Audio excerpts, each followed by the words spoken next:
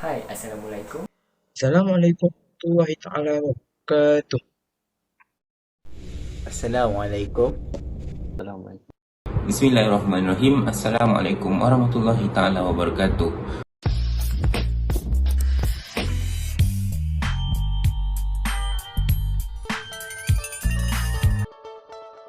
Untuk video kali ini, kami terpanggil untuk membincangkan satu isu yang agak kabur dalam kalangan masyarakat di negara kita, terutamanya bagi mereka yang beragama Islam. Kenapa kita target agama Islam? Sebab isu ini amat sensitif untuk orang yang beragama Islam. Isu tersebut adalah isu membunuh orang yang menderita akibat penyakit yang kita panggil dalam bahasa Inggeris adalah mercy killing ataupun euthanasia. Okey. Euthanasia ini berasal daripada satu perkataan dari Yunani iaitu euthanatos yang bermaksud good death. Good death ni adalah bermaksud juga kematian yang tenang. Okey, tujuan asal mercy killing ini adalah untuk menamatkan riwayat manusia yang sedang menderita dengan cara yang cepat dan tidak menyakitkan. Walhal kita tahu dalam agama Islam kematian tu amat menyakitkan. Okey, euthanasia ni dari segi perbuatan pula ia disifatkan sebagai satu tindakan supaya kesakitan dan penderitaan yang dialami seseorang itu yang akan meninggal diringankan. Okey, dalam kata lain, bahasa senang dia mempercepatkan kematian seseorang itu yang berada dalam kesakitan yang amat dahsyat. Okey, euthanasia ini dianggap sebagai kes pembunuhan walaupun telah mendapat kerelaan dan permintaan individu itu sendiri. Bagi pelaksanaan euthanasia ni juga, ia bermaksud menamatkan hidup seseorang yang tak ada harapan dah, tak ada harapan untuk sembuh. Isu ni telah membangkitkan banyak isu moral dalam kalangan masyarakat kita sekarang ini. Euthanasia ini terlibat kepada beberapa bahagian. Euthanasia aktif, non-voluntary euthanasia, voluntary euthanasia dan involuntary euthanasia. Terdapat beberapa kes yang telah berlaku yang melibatkan non-voluntary euthanasia, voluntary euthanasia dan involuntary euthanasia. Yang pertama sekali, kes non-voluntary euthanasia berlaku di negara jiran kita pada tahun 2004, Oktober 22. Seorang suami yang bernama Hassan Kusuma telah mengemukakan satu permohonan untuk melakukan euthanasia terhadap isterinya yang bernama Again Isna Namli yang berumur 33 tahun kepada Mahkamah Negeri Jakarta Pusat. Tak mampu untuk melihat isterinya yang terlantar koma selama 2 bulan, dan di samping itu dia juga tidak mampu menanggung kos rawatan hospital. Permohonan tersebut akhirnya telah ditolak oleh Mahkamah Negeri Jakarta Pusat, dan setelah menjalani rawatan isterinya pada Januari 2005 telah mengalami kemajuan dalam proses pemulihan diri. Kes kedua iaitu kes voluntary euthanasia telah berlaku di United Kingdom pada tahun 1992. Dr. Nigel Church mencabar undang-undang secara terbuka dan bersetuju pada permintaan Puan Boyes yang berusia 70 tahun untuk menjalankan euthanasia sukarela aktif. Puan Boyes berada dalam keadaan kritikal sehingga beliau akan menjerit jika sesiapa menyentuh tubuhnya. Sebab biasa tidak dapat melegakan penderitaannya. Dalam hari-hari terakhirnya, setelah membuat permintaan yang berterusan, akhirnya Dr. Church memberinya satu suntikan kalium klorida dan akhirnya Puan Boyes meninggal dunia. Akibatnya, Dr. Church telah digantung kerja dan dihukum oleh mahkamah. Kes ketiga yang melibatkan involuntary euthanasia juga berlaku di United Kingdom, iaitu Jan Pretty yang menghadapi penyakit neuron motor kritikal Dia dan suaminya merayu kepada mahkamah agar tidak memberikan dakwaan terhadap suaminya jika suaminya membantu dia membunuh dirinya, tapi permintaan tersebut telah ditolak. Akhirnya, Dian Perti telah mati di hospital dalam keadaan yang dia tidak inginkan. Seorang perakam dokumentari berjaya merekodkan penderitaan Diane Perti semasa melawan penyakitnya, dan ini membuat kesnya amat terkenal di England. Terdapat beberapa faktor yang mendorong penggunaan euthanasia ataupun resiki dalam kehidupan seharian, iaitu faktor ekonomi semasa, faktor kelengkapan yang tidak mencukupi di hospital, dan juga mati dengan secara yang terhormat.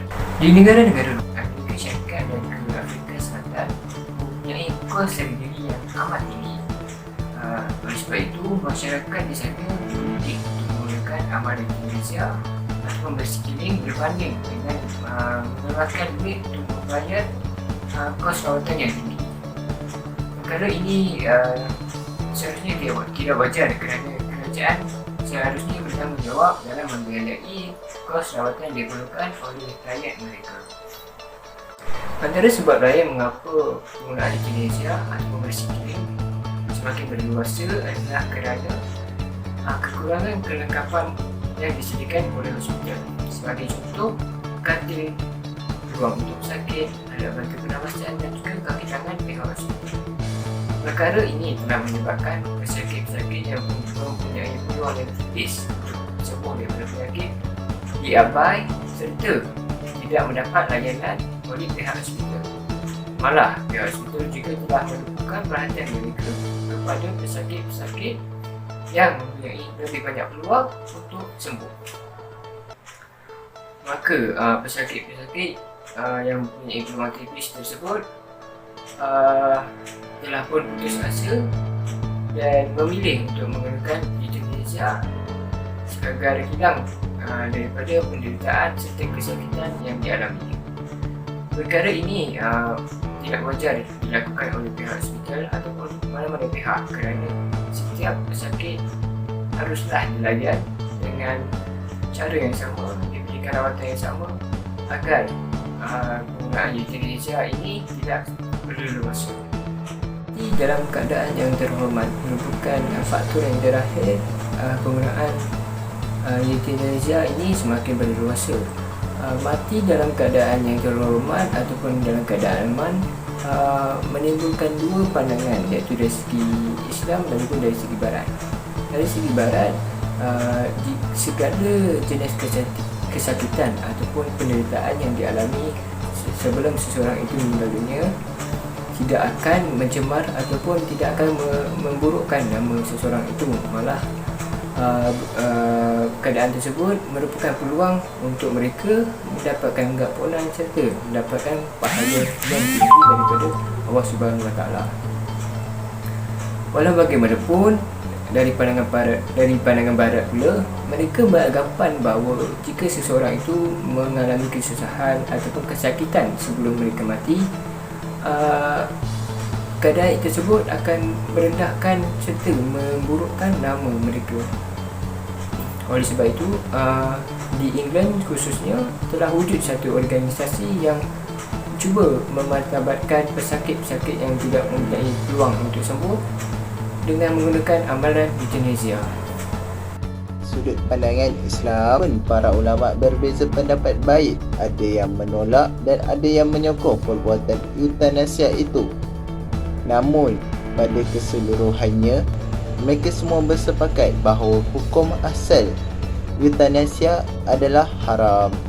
Pejabat Mufti Selangor telah mengeluarkan fatwa pada 27 hari bulan Disember 2012 yang menyatakan hukum mercy killing ini ataupun euthanasia ini adalah haram. Ini kerana ia berusaha untuk mempercepatkan kematian dengan rawatan atau memberi ubatan secara dos yang berlebihan. Untuk menghentikan hayat seseorang itu dianggap sebagai membunuh. Perbuatan membunuh adalah perbuatan yang berlawanan dengan kehendak Allah Subhanahu Wa Taala dan merampas haknya. Mufti Arab Saudi Sheikh Abdul Aziz bin Abdullah bin Baz juga telah menetapkan bahawa euthanasia atau qatl rahmah adalah bertentangan dengan hukum syarak. Apa yang boleh disimpulkan di sini, euthanasia berlaku apabila manusia hilang rasa hormat pada kehidupan manusia itu sendiri. Sekiranya manusia mengerti dan menghormati kesucian dari kehidupan, maka mereka tidak akan memutuskan untuk mengakhiri kehidupannya dengan cara yang sedemikian. Islam sudah menyediakan pelbagai panduan hidup dalam seperti Al-Quran, Sunnah dan Hadis yang boleh dijadikan sebagai rujukan dalam melakukan suatu keputusan.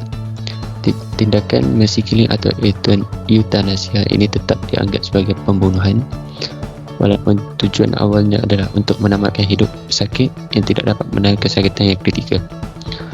Rasulullah SAW juga bersabda, hukum dan kesan yang akan dihadapi di akhirat kelak jika seorang individu melakukan perbuatan bunuh diri yang diriwayatkan oleh Imam Al-Bukhari, yang bermaksud pada umat sebelum kalian terdapat seorang yang tercedera, dia tidak dapat menahan kesakitan, lalu dia mengambil pisaunya lalu memotong tangannya.